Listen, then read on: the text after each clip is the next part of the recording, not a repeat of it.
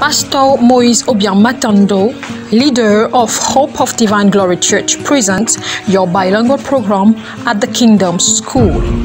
Teachings about the Word of God. Be blessed in Jesus Christ's name. Le pasteur Moise Obiang-Matondo, leader du ministère Espérance de la Gloire Divine, vous présente l'émission À l'école du Royaume de Dieu, une émission bilingue d'enseignement à la lumière des Saintes Écritures. Bon confort d'écoute et que Dieu vous bénisse.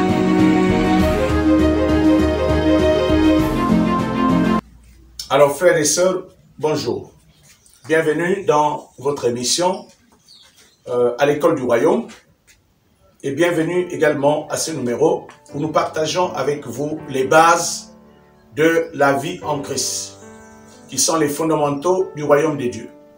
Alors dans une de nos émissions, nous avons parlé de la loi du devenir, donc du principe du devenir. Et à travers multiples questions que nous avons reçues, nous avons trouvé nécessaire de revenir sur cela afin d'expliquer le rapport qui existe entre le devenir et l'enseignement. Alors donc nous sommes dans la partie 2 de cet enseignement, donc de cette leçon numéro 1 sur le principe du devenir.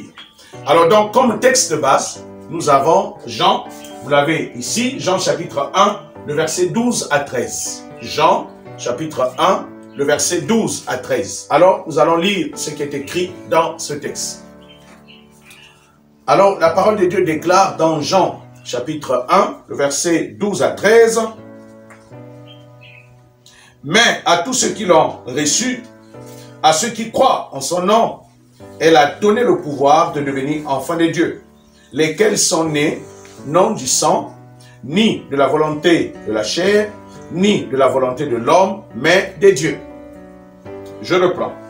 Mais à tous ceux qui l'ont reçu, à ceux qui croient en son nom, elle a donné le pouvoir de devenir enfants de Dieu, lesquels sont nés non du sang, ni de la volonté de la chair, ni de la volonté de l'homme, mais de Dieu.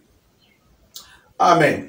Alors donc, voici, bien-aimés, la parole du Seigneur que nous partageons. Voici la parole que nous partageons. Alors, dans le verset 12, la Bible dit à tous ceux qui l'ont reçu, à ceux qui croient en son nom, elle a donné le pouvoir de devenir enfants de Dieu. Alors, le verset 12 nous parle de la définition de la loi du devenir. Mais le verset 13 nous montre comment on devient enfant de Dieu. C'est-à-dire quelle est la dimension qui rentre en ligne de compte pour devenir enfant de Dieu et quelle est la dimension qui n'entre pas en ligne de compte pour devenir enfant de Dieu. Alors donc, je reprends le principe. Le principe dit ceci, nous devenons ce que nous recevons. Nous devenons ce que nous recevons. Nous devenons ce que nous recevons. Ça, c'est le principe. Nous devenons ce que nous recevons. Donc, qu'est-ce qu'on peut retenir du verset 12? Le verset 12 nous enseigne que ce que nous avons reçu détermine ce que nous devenons. Et comme l'étude de la Bible n'est rien d'autre que l'étude de la vie, parce que vous devez savoir que lorsqu'on étudie la parole de Dieu, on étudie la vie. Donc, si quelqu'un veut comprendre la vie, alors il va falloir étudier la parole de Dieu. Et donc, la parole de Dieu est le livre qui nous enseigne sur la vie, dans tous les domaines. Alors, chaque personne veut savoir comment devenir ceci, comment devenir cela. Et Dieu a établi un principe, parce que c'est lui l'auteur de la vie. Et donc, ce principe s'appelle la loi du devenir, le principe du devenir, qui est défini comme ceci. Donc, on pourrait dire, voici le théorème, voici la définition de la loi du devenir. La loi du devenir dit, nous devenons ce que nous recevons. Donc, ce que vous n'avez pas reçu, vous ne le deviendrez pas dans la vie. Maintenant, comment devenir enfant de Dieu? Comment Dieu fait pour que nous devenions enfants de Dieu? Le verset 13 nous dit, lesquels sont nés non du sang. Non du sang. Alors, il y a le verset 13 qui dit, on devient enfant de Dieu par quel moyen? Non du sang. Non du sang. Ni de la volonté de la chair. Deuxième aspect, ni de la volonté de la chair. Ni de la volonté de la chair. Ni de la volonté de l'homme. ni de la volonté de l'homme, ni de la volonté de l'homme, mais de Dieu. Mais de Dieu. Ni de la volonté de la chair, ni de la volonté de l'homme, mais de Dieu. Alors, vous savez, la parole de Dieu s'explique par elle-même. Le verset 12 nous montre le principe qui consiste à appliquer pour devenir enfant de Dieu. Et maintenant, le verset 13 explique comment, quel est le processus par lequel nous devenons enfants de Dieu. Et maintenant, dans un premier temps, quand nous lisons le verset 13, il y a deux aspects. Il y a l'aspect négatif et il y a l'aspect positif. Alors, l'aspect négatif, c'est non du sang. Ça veut dire qu'on ne devient pas enfant de Dieu de façon héréditaire. Ça veut dire que si vous êtes chrétien, vous n'allez pas en coucher. Quand vous accouchez un enfant, quand vous engendrez un enfant, cet enfant ne sera pas un enfant de Dieu. Parce que ce n'est pas de la manière héréditaire qu'on devient enfant de Dieu. C'est ce que la Bible dit, non du sang. Deuxième aspect, ni de la volonté de la chair. La chair représente ici la nature humaine. Donc ce n'est pas parce que vous êtes de la race humaine et que vous allez engendrer un enfant de Dieu. Non, c'est-à-dire la nature humaine ne fait pas devenir quelqu'un enfant de Dieu. Donc la nature humaine ne participe pas en fait à quelqu'un de devenir enfant de Dieu. La nature humaine n'entre pas en ligne de compte. Non, de la volonté de la chair. Alors, troisième élément, ni de la volonté de l'homme. La volonté de l'homme, c'est le désir que l'homme a de vouloir engendrer un enfant de Dieu. Or, la volonté de l'homme s'exécute en utilisant par exemple sa sémence, son spermatozoïde. Donc, nous ne devenons pas enfants de Dieu par le moyen de la reproduction humaine. Non. Donc, ni l'hérédité, ni la volonté humaine, ni la volonté de l'homme qui consiste à vouloir reproduire quelqu'un par la reproduction, tout cela n'entre pas en ligne de compte. Mais il y a une opposition, mais de Dieu. Ça veut dire que ce n'est que par le moyen de Dieu. Alors, quel est ce moyen de Dieu? Donc, ce moyen de Dieu, c'est l'enseignement. C'est l'enseignement. Alors, ça va être un peu scandaleux. Donc, c'est à travers l'enseignement de la parole de Dieu que Dieu engendre ses enfants. Mais pas de manière héréditaire. Donc, si vous êtes pasteur, lorsque vous mettez au monde vos enfants ne seront pas des chrétiens. Et vos enfants ne seront pas des pasteurs. Si vous êtes enfant de Dieu, vous mettez au monde vos enfants ne seront pas enfants de Dieu, ils ne seront pas des chrétiens. Alors, même si vous êtes un être humain, à travers la nature humaine, vous n'allez pas engendrer un enfant de Dieu, même si vous êtes un homme. Alors, même si vous voulez reproduire un enfant de Dieu, par le moyen de la reproduction, vous ne pouvez pas avoir un enfant de Dieu.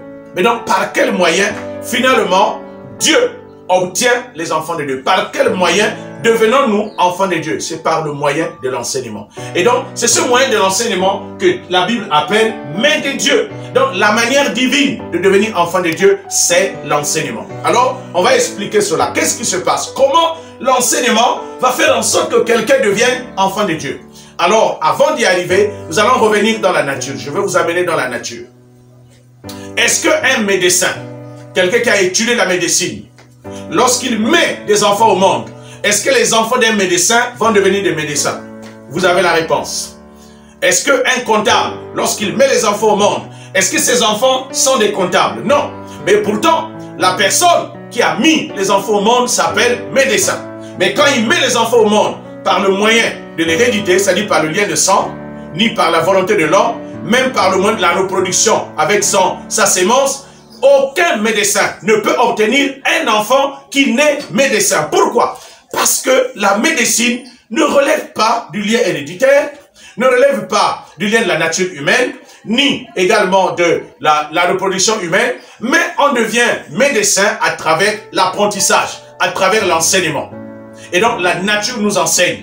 Donc nous devenons ce que nous recevons. Donc si vous avez reçu la médecine, vous allez devenir médecin. Donc si un médecin veut avoir un enfant médecin, alors cet enfant doit aller à l'école. Il doit apprendre la médecine. Donc la manière de devenir enfant de Dieu, c'est par le moyen de l'enseignement. Regardez, la nature nous enseigne quelqu'un ne peut pas devenir comptable, même si votre père est comptable. Même si au moment où il fait des enfants, il est comptable, ses enfants ne seront pas des comptables. Pourquoi? Parce que la comptabilité, le devenir de la vie, ne passe que par le moyen de l'enseignement, par le moyen de l'apprentissage. Mais le seul endroit où les gens ne comprennent pas cela, c'est au niveau de l'église. Alors que la parole de Dieu est claire, c'est pas la manière, c'est pas la méthode divine. Bon, la méthode divine, c'est l'enseignement. C'est par le moyen de la transmission de la sémence divine. Parce que l'enseignement de la parole de Dieu, c'est la sémence de Dieu. Donc, quand Dieu transmet la parole, il transmet l'enseignement. Il transmet la sémence. C'est en recevant la sémence de Dieu qu'on appelle la parole de Dieu, qui est son enseignement, qu'on devient enfant de Dieu. Donc, Dieu également a une sémence. Mais sauf que la sémence de Dieu ne se transmet pas de manière héréditaire, ni de façon humaine, ni de façon charnelle. Mais ça se transmet de façon spirituelle par le moyen de l'enseignement. Donc, ce qui fait que si les gens refusent l'enseignement à l'église, on va faire semblant. C'est pourquoi on va constater beaucoup de personnes sont dans les églises, beaucoup de personnes vont à l'église, beaucoup de personnes appartiennent à des assemblées chrétiennes, mais malheureusement, ces personnes, malgré le fait qu'ils sont là depuis longtemps, ne sont jamais devenus enfants de Dieu. Parce qu'on ne devient pas enfant de Dieu parce que vous fréquentez une assemblée chrétienne. Vous ne devenez pas enfant de Dieu parce que vous appartenez à une religion. Vous ne devenez pas enfant de Dieu parce que vous avez des responsabilités dans votre ministère. Vous ne devenez pas enfant de Dieu parce que vous avez été consacré pasteur. Non, vous devenez enfant de Dieu parce que vous avez reçu la sémence divine, qui est le moyen de qui est le moyen par lequel Dieu engendre en fait ses enfants. Et ce moyen, c'est l'enseignement. Donc quand quelqu'un vous enseigne, il vous transmet en fait la parole. Il vous transmet la sémence. C'est la raison pour laquelle, regardez le monde, comment ça se passe. Pour avoir des mathématiciens, cela ne se fait ni de façon héréditaire, ni de façon charnelle, de façon naturelle, ni de façon humaine, par le moyen de la reproduction. Je pense que beaucoup parmi nous avaient été à l'école. Vous ne pouvez pas devenir informaticien parce que votre père l'était. Même si votre père était informaticien et que votre père voudrait que vous soyez informaticien, vous devez passer par l'école. Donc, on passe par l'école de Dieu pour devenir enfant de Dieu. Mais malheureusement, les chrétiens n'aiment pas l'école. Et on n'aime pas enseigner à l'église. Bon, comment vous allez faire pour devenir enfant de Dieu? C'est pourquoi le salut de beaucoup de personnes est en danger. Beaucoup de personnes pensent qu'ils sont sauvés parce qu'ils appartiennent à des assemblées. Mais malheureusement, ils ne sont pas sauvés. Parce que pour être sauvés, il faut être enfant de Dieu. Et ce sont les enfants de Dieu qui ont la nature de Dieu, la nature de Christ. Ce sont ceux-là qui sont sauvés. Parce que le salut, c'est un état d'unité. Le salut est un état d'unité. Donc tout ce que vous recevez devient un avec vous. Quelqu'un qui a reçu l'informatique devient un informaticien. Comment cette personne a fait pour devenir informaticien? Parce que l'informatique qu'il a reçue sous forme d'enseignement a fait un avec lui. C'est-à-dire l'informatique est venue en fait, ça grippé sur sa personne. L'informatique est venue communier avec sa personne et lui et l'informatique sont devenus une seule personne. Et vous allez voir qu'à partir de maintenant, cette personne s'appelle du nom de l'informatique. Il devient informaticien. Alors si la société nous enseigne que pour devenir informaticien, pour devenir comptable, pour devenir médecin, pour devenir philosophe, il faut étudier, il faut passer par l'école. Comment à l'église les gens vont-ils devenir enfants de Dieu sans passer par l'enseignement de la parole de Dieu? C'est la raison pour laquelle, bien aimé, vous devez comprendre que vous ne pouvez pas devenir enfant de Dieu si vous n'adoptez pas l'enseignement dans votre vie. Et donc, c'est le processus que Dieu a mis en place. Et à partir de là, on peut maintenant évoluer. Donc, si vous voulez devenir riche, vous devez recevoir la richesse. Parce que ce que vous n'avez pas reçu, vous ne le deviendrez pas. Maintenant, quel est le moyen par lequel on reçoit à l'église? C'est par le moyen de l'enseignement. Alors, c'est pourquoi aujourd'hui, on voit beaucoup de cinéma, de spectacles. C'est-à-dire, les gens viennent dans les églises et puis on commence à dire aux gens, levez les mains vers le ciel, recevez, recevez, recevez, recevez. Mais ça, c'est du spectacle. Les gens reçoivent quoi? Un professeur, quand il va en classe, ne dit jamais aux élèves, levez les mains au ciel et recevez les mathématiques. Recevez les mathématiques. Et après l'avoir dit, à la fin, les élèves reçoivent les mathématiques. Ça ne se passe pas comme ça. Il faut qu'on les enseigne. Mais dans le seul endroit où les gens sont apparemment bêtes, nuls, ne comprennent pas, c'est dans le milieu ecclésial. C'est à l'église. Alors que le moyen par lequel on doit devenir tout ce que Dieu veut que nous devenions, c'est par le moyen de l'enseignement. Donc j'insiste, l'enseignement est très important. Si vous refusez l'enseignement, vous permettez à votre vie de ne pas devenir ce que Dieu a voulu que vous deveniez. Donc aujourd'hui, les gens veulent devenir bénis. Les gens veulent devenir ceci. Mais le problème, c'est qu'ils ne sont pas enseignés. Oui, vous allez dire, mais pasteur, en Jésus-Christ, nous sommes bénis. Oui, quand vous êtes en union avec Christ, ça veut dire que quand vous êtes enfant de Dieu, vous êtes bénis de façon naturelle. Mais pour que cette bénédiction se manifeste, vous avez la responsabilité d'être enseigné sur chaque chose. Donc c'est l'enseignement qui vous donne le droit de devenir. C'est l'enseignement qui vous donne l'autorisation d'entrer en possession de la chose que vous avez reçue. Et quand vous avez reçu quelque chose à travers l'enseignement, vous devenez propriétaire de la chose que vous avez reçue. Vous allez voir quand un élève ou un étudiant reçoit les enseignements de la part de son professeur, de la part de son maître, l'élève devient propriétaire des choses qu'il a reçues. Il va avec. C'est pourquoi le grec dit lambano. Donc Jésus enseignait la guérison. Jésus enseignait. Il transmettait la parole de guérison. Les gens recevaient la guérison et les gens partaient avec la guérison. Jésus pouvait se lever pour dire, lève-toi, ta foi t'a sauvé. Ça veut dire que la guérison que tu as reçue à travers l'enseignement, à travers la transmission de la sémence de la guérison que vous avez reçue dans votre esprit, maintenant, tu peux être guéri. Et donc Jésus activait la foi. Jésus activait la foi. Jésus activait la foi en disant, lève-toi, marche, ta foi t'a sauvé. Donc, la foi dépend de quelque chose que vous avez reçu. Quelqu'un qui n'a pas reçu quelque chose n'a pas la foi. Quelqu'un ne peut pas dire que je crois en Dieu et que vous n'avez pas reçu Dieu. Vous ne pouvez pas dire que j'ai la foi en la guérison si vous n'avez pas reçu la guérison. La foi n'est pas basée dans le vide. La foi est basée sur quelque chose qu'on a à l'intérieur de vous. Donc, c'est pourquoi vous allez voir dans la société, quelqu'un qui a reçu les enseignements en informatique, la personne va vous dire, je suis informaticien. Mais quand la personne dit, je suis informaticien, la personne est en train de démontrer qu'il croit en l'informatique. C'est-à-dire qu'il a reçu l'informatique. Et maintenant, il peut poser des actes de foi en agissant comme un informaticien. Alors donc, bien aimé, vous devez comprendre que sans l'enseignement, vous ne pouvez pas devenir ce que vous voulez. Vous voulez devenir riche, vous devez être enseigné sur la richesse. Vous voulez devenir en bonne santé, vous devez être enseigné sur la guérison divine. Vous voulez être une personne qui est approvisionnée, marchant dans la provision, vous devez recevoir l'enseignement sur la provision. Et celui qui donne ce dont vous devenez, c'est Dieu, parce que Dieu est la source de votre vie.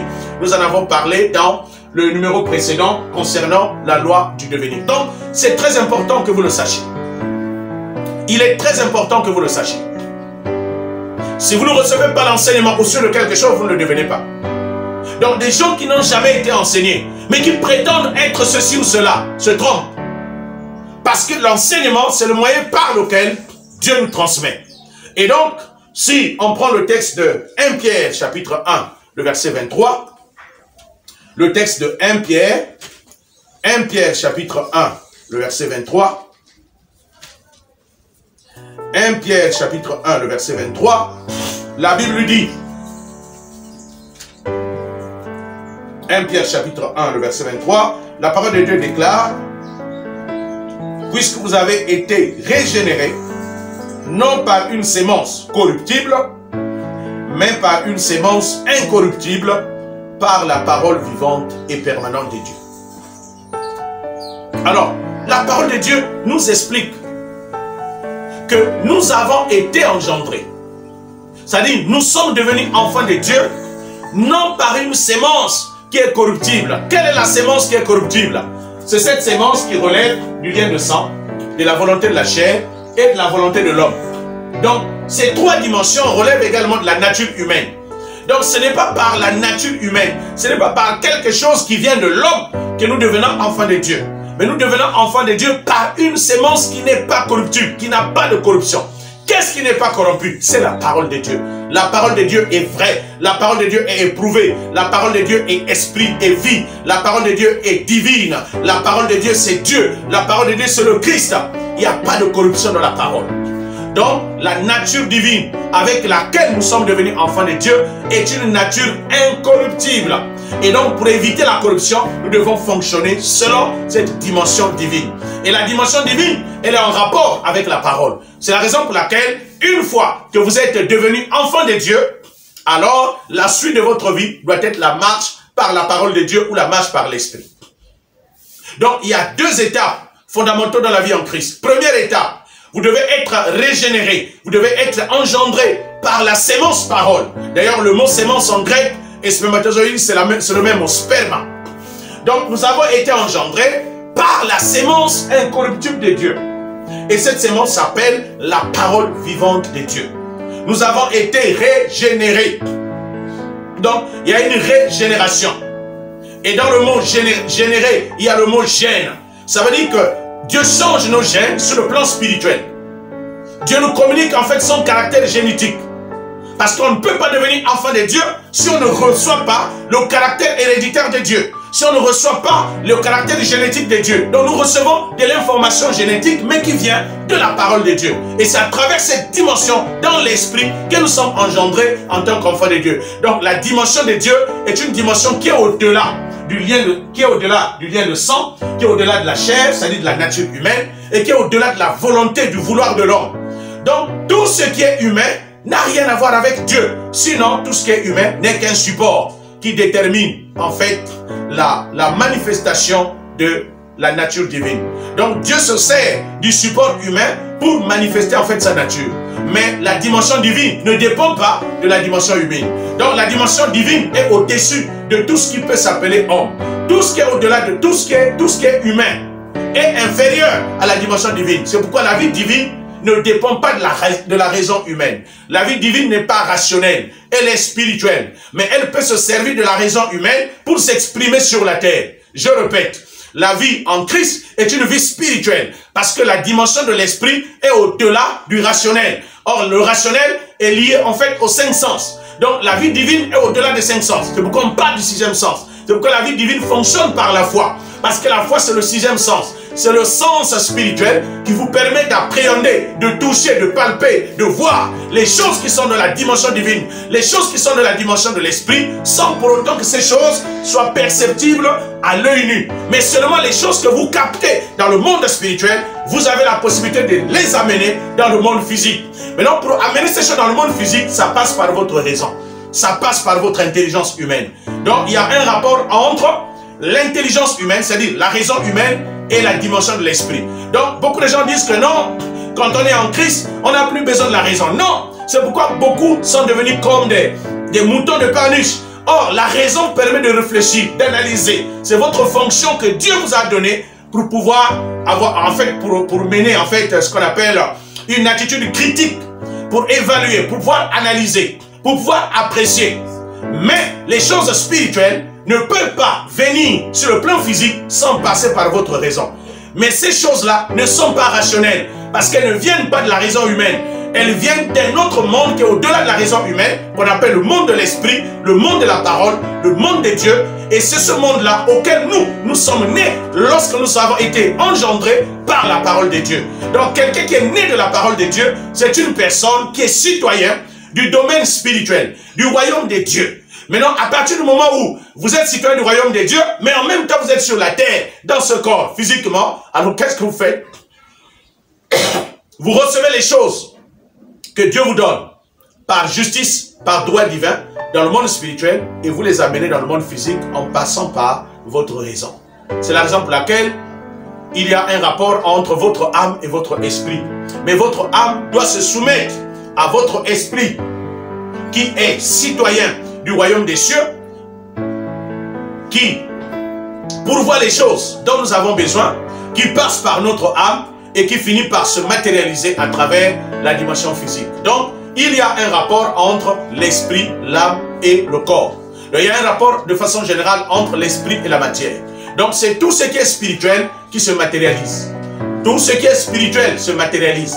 Donc, vous pouvez capter les choses spirituelles et les amener dans le monde physique.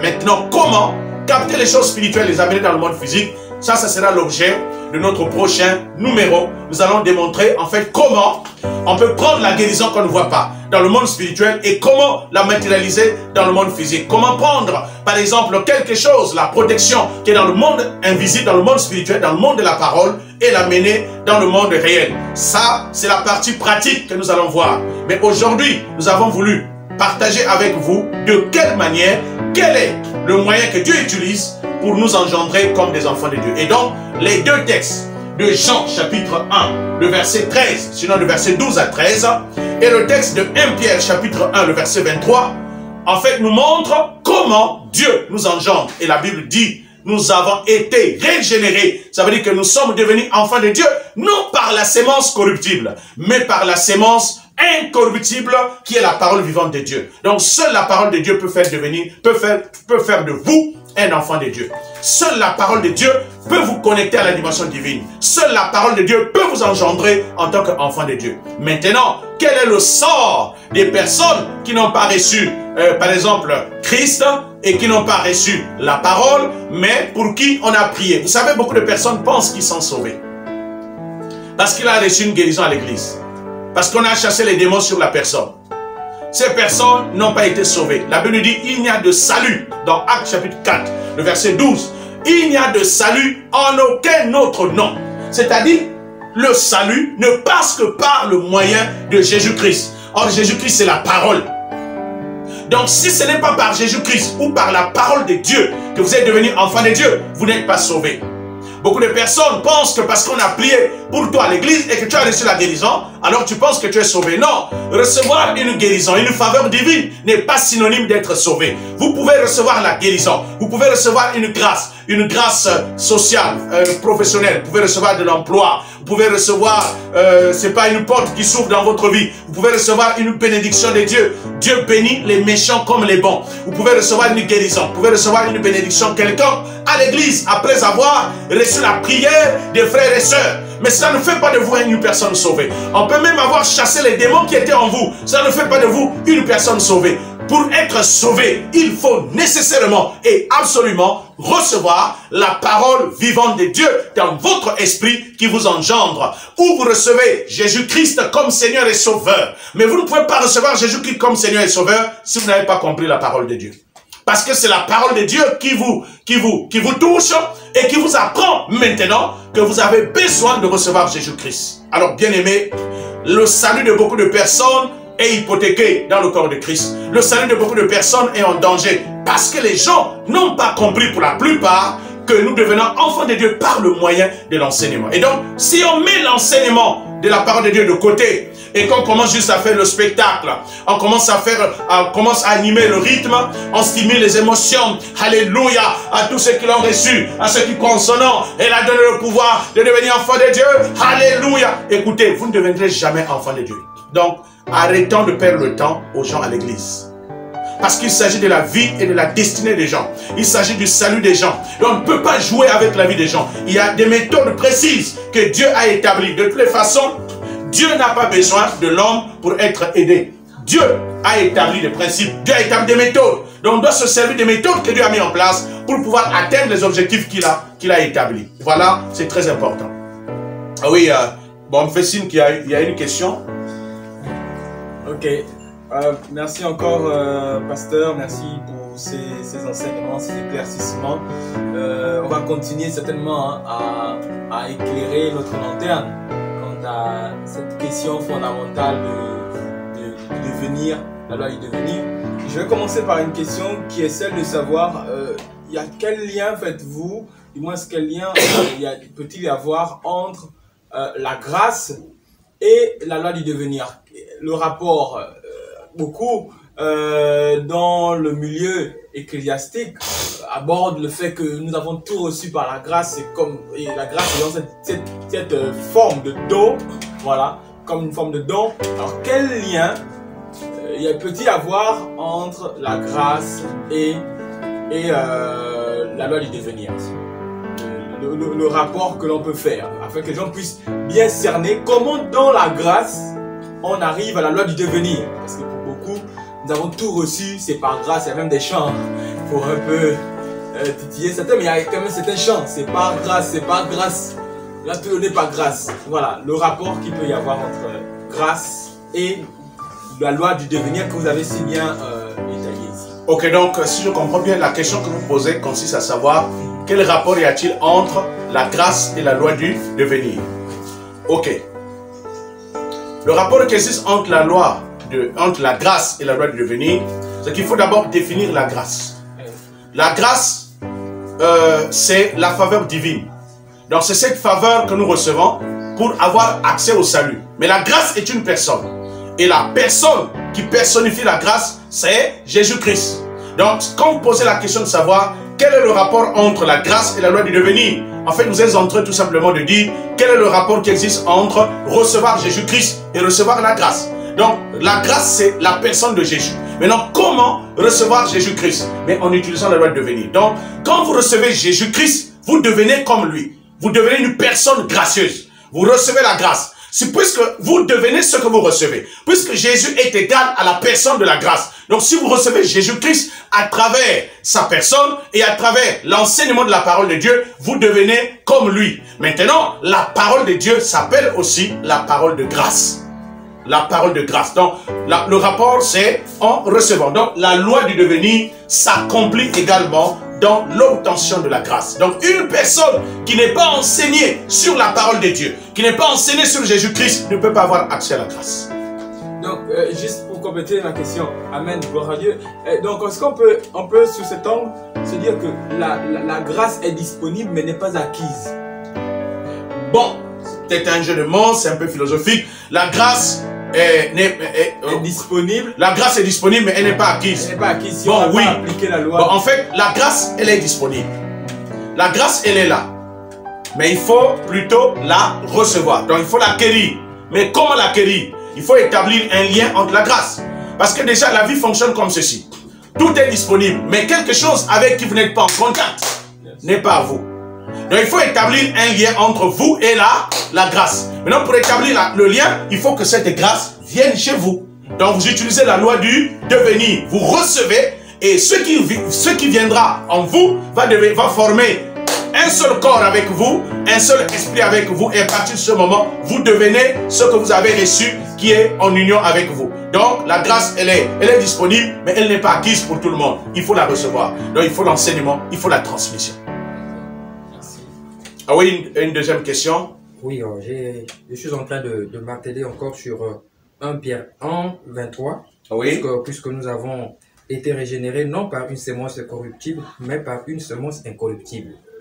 Mais à voir, vous les pasteurs, vous êtes régénérés par une semence corruptible. Parce que, apparemment, vous êtes l'oreille de la nation, vous êtes l'oreille de la terre. Mais apparemment, ce que vous donnez ne donne pas aux hommes de devenir ce qu'ils sont. Maintenant, il y a quelle différence si c'est par l'enseignement seulement que la personne peut être ce qu'il est? Quelle est la différence entre enseigner et évangéliser? Deuxièmement, troisièmement, ce que je voulais encore compléter, vous, les pasteurs, vous êtes devenus comme des gazames et des sauterelles, donc le corps du Christ est devenu comme à l'étape du Joël. De maintenant, quels sont les critères qu'un pasteur doit avoir pour donner ce qu'il faut au peuple de Dieu? Ok, là, nous sommes mis au devant de la scène. Ok, la première question, les hommes de Dieu ont la responsabilité, en fait, de transmettre la parole de Dieu pour que les gens deviennent enfants de Dieu. Bon, il dit dans sa question que, étant donné que nous sommes l'oreille de la nation, l'oreille du corps de Christ, l'oreille même de la société, alors comment devons-nous faire, je pense que c'est ça, comment devons-nous faire pour que les gens deviennent exactement enfants de Dieu? Donc, il fait allusion en même temps à l'enseignement, de la place de l'enseignement par rapport au devenir des uns et des autres dans la société. Bon, vous savez, la vie, je le dis souvent, je pense que dans l'enseignement que nous donnons sur, je pense sur le coaching, quand je parlais de l'intelligence, j'ai dit, dans la vie, on ne se débrouille pas. Dans la vie, on ne se débrouille pas. Pourquoi? Parce que la vie obéit à des règles. Il y a des règles que le Créateur a déjà établies. Et à partir du moment où la vie obéit à des règles, donc ceux qui veulent vivre la vie doivent suivre les règles qui sont déjà établies. Donc c'est la même chose avec le sacerdoce. Dans le ministère, il y a des règles. Dieu a déjà dit que c'est par le moyen de la régénération qui se fait, par la parole incorruptible, donc qui est la parole vivante de Dieu, que les hommes doivent devenir enfants de Dieu. Maintenant, il s'avère qu'aujourd'hui, nous sommes des personnes corruptibles. Mais nous sommes des personnes corruptibles, pourquoi? Mais parce que nous n'avons pas été transformés. Vous savez, un homme ne peut donner que ce qu'il a. Donc, comme vous allez constater, une personne non sauvée ne sauvera pas les autres. Une personne sauvée va sauver les autres. Une personne triste va rendre les autres tristes. Donc, en d'autres termes, je ne sais pas si vous comprenez ce que je veux dire. En d'autres termes, si on n'enseigne pas dans l'église, on s'attend à quoi? Les gens ne peuvent pas être transformés. Parce que l'enseignement est très capital. Regardez même dans la société. Vous allez à l'école. L'enseignement, c'est quelque chose qui prend quelqu'un du niveau CP1 et qui l'amène au niveau CEM jusqu'au niveau doctorat. C'est l'enseignement qui permet à la personne de traverser les différentes étapes, de parcourir les différentes étapes de la vie. Mais si l'élève vient en classe, et puis le professeur passe le temps à dire, au nom du proviseur ou au nom du ministre de l'Éducation nationale, recevez l'école, recevez les diplômes, vous allez voir quelque chose va se passer. Maintenant, dans la question posée par le frère, il voudrait en même temps savoir quel est le rapport entre l'enseignement et l'évangélisation. Évangéliser, c'est proclamer les mystères cachés. C'est pourquoi quand quelqu'un évangélise, l'évangélisation est en quelque sorte une prédication. Quand quelqu'un prêche, il vous proclame, il vous annonce des choses qui vous impressionnent, mais qui ne vous changent pas. C'est l'enseignement qui vous permet en fait de comprendre les choses dont vous avez été annoncé. C'est la raison pour laquelle autant il faut évangéliser pour proclamer les mystères, mais pour que ces mystères-là entrent, deviennent des faits et des réalités dans la vie des gens, il faut les enseigner. C'est l'enseignement qui prend quelqu'un du niveau A, l'amène au niveau B, au niveau C, et ainsi de suite. Donc l'enseignement assure la transformation. Or, pour que quelqu'un devienne enfant de Dieu, il doit passer par la transformation. Pour qu'il y ait transformation, il faut qu'il y ait enseignement. C'est-à-dire, il faut qu'on te mette autre chose avant, au-delà de ce que tu avais avant. Donc, si vous ne recevez pas quelque chose de nouveau, vous n'allez pas changer, vous n'allez pas être transformé. Donc, l'enseignement a une place de choix dans le domaine de la transformation. Et donc, si on n'enseigne pas, autrement dit, on n'aura pas de personnes qui seront transformées. Bon, maintenant, la troisième question est la troisième question que vous avez posée. Bon, vous dites que les pasteurs, comme dit le prophète Joël, le livre de Joël, sont devenus comme des Gazam, des Asiles, des Gélec, donc des dévoreurs, des destructeurs. Alors, bon, ça, c'est un constat qui est fait, mais en réalité, le but d'un serviteur de Dieu, c'est de paître le troupeau. Le but d'un homme de Dieu, c'est d'encadrer le peuple et non de les dévorer.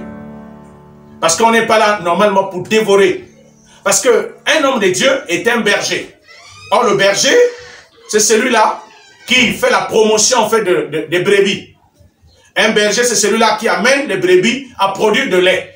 Mais aujourd'hui, on a comme l'impression que les brebis et les bergers, c'est-à-dire appuient même sur la dernière goutte de lait jusqu'à pressement. Jusqu'à ce que la dernière, c'est-à-dire on presse les brebis, on presse les fidèles, jusqu'à ce que la dernière goutte de lait qu'ils ont termine, s'épuise.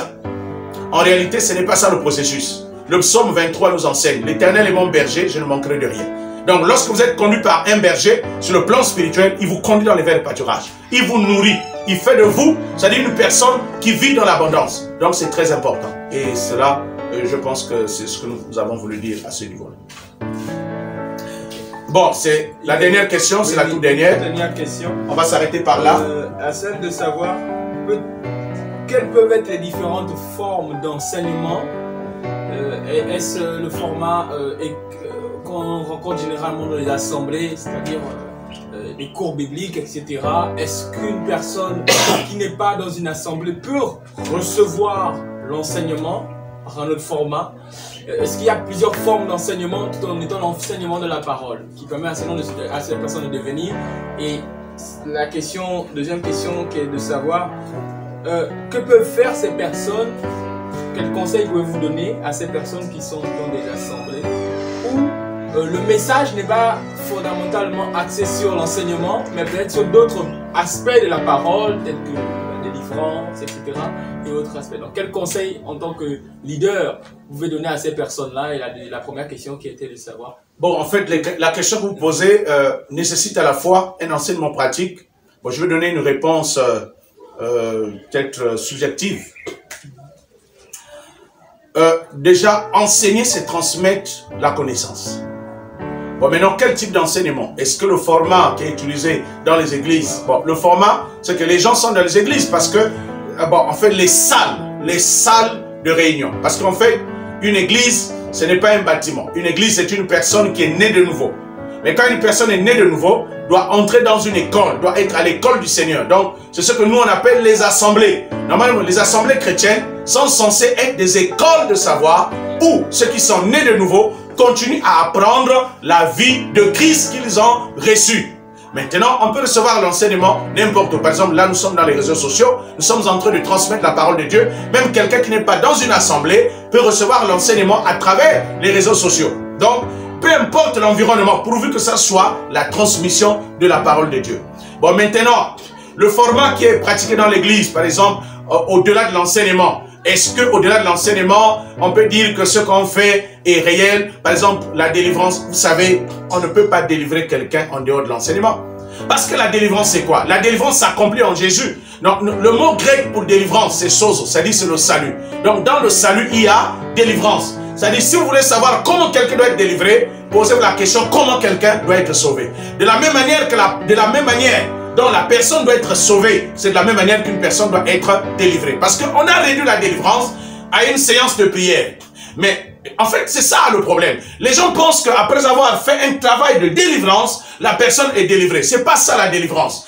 En réalité, on a mis la charrue avant les bœufs. La délivrance s'accomplit en Jésus. Il faut d'abord recevoir Christ et après vous priez. Nous, on prie d'abord et après on dit on aura la délivrance. Jésus ne s'obtient pas par la prière. Il faut d'abord recevoir Christ et ensuite vous priez. Ça, puisque vous avez reçu Christ et à partir du moment où Christ que vous avez reçu est libre, maintenant vous devez prier pour que ceux qui vous tiennent en captivité soient totalement brisés parce que c'est incompatible avec le Christ que vous avez reçu. Donc, il faut changer la tendance. Normalement, on a commencé par les prières en prétendant obtenir la délivrance. On n'obtient pas la délivrance par un travail de délivrance. Il faut recevoir Christ et ensuite vous passez à la prière.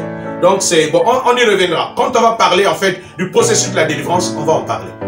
Alors donc, mesdames et messieurs, il y avait le conseil pour les personnes qui sont dans les assemblées. Oui.